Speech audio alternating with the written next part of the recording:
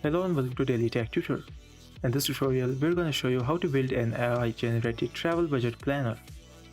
If this video helps you, then consider subscribing and liking the video. Start by listing your trip details like destination, number of days, and travel preferences such as budget, mid-range, or luxury.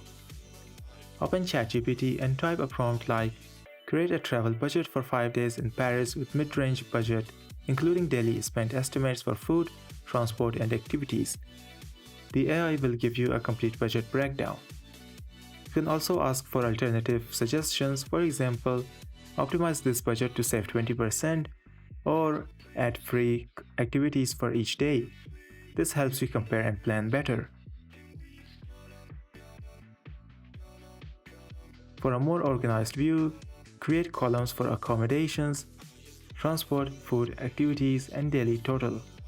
Type the amount to be allocated for each section for each day from the AI's responses if you liked it. You can add formulas to automatically calculate totals and averages. This was for today's tutorial. If this video helped you, then consider subscribing and liking the video.